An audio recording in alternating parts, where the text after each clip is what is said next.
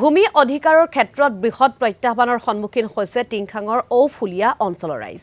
বালাটুছ কুজুৰ নামৰ এটা মাটিৰ দালালে এফালৰ পৰা দখল কৰি গৈছে স্থানীয় ৰাইজৰ ভূমি।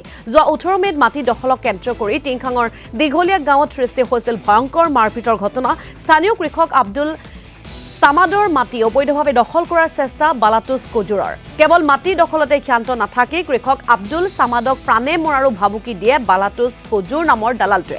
ইফালে সমগ্ৰ ঘটনাক লৈ আৰক্ষীৰ নিৰ্লিপ্ত ভূমিকাক লৈ উত্থাপন হৈছে প্ৰশ্ন। সমগ্ৰ ঘটনাত মুখ্যমন্ত্ৰীৰ হস্তক্ষেপৰ দাবী ভূমি সুৰক্ষা সমিতিৰ। বৃহত্তৰ ঔফলীয়া অঞ্চলত কিছুমান দালাল চক্ৰই প্ৰায় 50-60 বছৰ আগত বিক্ৰী কৰা মাটি বিভিন্ন অজুহাত উলিয়াই কাৰোবাক মানসিকভাৱে হাৰাশাস্তি কৰিছে, কাৰোবাক আৰ্থিকভাৱে হাৰাশাস্তি কৰিছে আৰু কাৰোবাক শাৰীৰিকভাৱে হাৰাশাস্তি কৰিছে।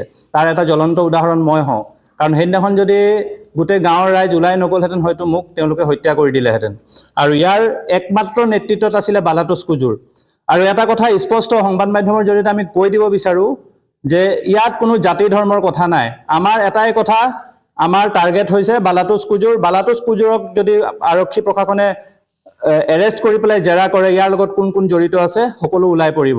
কিন্তু পৰৱৰ্তী সময়ত দেখিবলৈ পালোঁ কিছুমান ব্যক্তিয়ে মোৰ বিপক্ষে এটা প্ৰচাৰ চলাই আছিলে যে মই বোলে গোটেই মানুহখিনিক গোট খুৱাই পেলাই এটা সম্প্ৰদায়ৰ বিপক্ষে মই বোলে আগবাঢ়ি গৈছোঁ। কিন্তু মই সেইসকল ব্যক্তিক আজি প্ৰশ্ন কৰিব বিচাৰোঁ, সেইসকল ব্যক্তি উক্ত অঞ্চলৰে হয়, ঔফলীয়া অঞ্চলৰ হয়। মই তেওঁলোকক আজি এটা প্ৰশ্ন কৰিব বিচাৰোঁ, এইসকল মানুহ কোন হয়?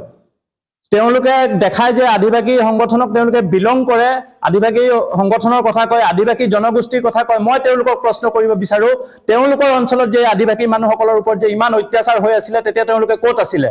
আজি মই এই মঞ্চৰ পৰা আমি ভূমি সুৰক্ষা সমিতিয়ে এটা আহ্বান জনাব বিচাৰোঁ আটছা কেন্দ্ৰীয় নেতৃত্বক আৰু আছা কেন্দ্ৰীয় নেতৃত্বক, আপোনালোকে চৰজমিনত আহক আৰু এটা কথা আপোনালোকে ইয়াত চৰজমিন তদন্ত কৰক, কিমান আদিবাসী মানুহৰ ওপৰত এই দালাল চক্ৰই অত্যাচাৰ কৰি আছে। আৰু যেতিয়া আমি এই দালাল চক্ৰৰ বিপক্ষে মাত মাতিবলৈ গ'লো তেতিয়া তেওঁলোকে এইটো ধৰ্মীয় মেৰুকৰণ কৰিব বিচাৰিছে। আমাৰ এই অঞ্চলটোত আজি কেইবা বছৰ ধৰি মাটি দালালে আমাৰ মাটি মালিকৰ পৰা অন্যান্য অজুহাত দেখায় মাটিখিনি তেওঁলোকে কাঢ়ি ল'বৰ কাৰণে যি অপচেষ্টা কৰি আছে, এই বিষয়টো আমি বহুতবাৰ মাটি মালিক হিচাপে আমি যাৱতীয় সমস্যাখিনি যাৱতীয় নথিপত্ৰ আমি বিষয়াৰ অফিচত দিছিলোঁ। তৎসত্ত্বেও ইয়াৰ পৰা আমি কোনো ধৰণৰ সুমীমাংসা পোৱা নাই।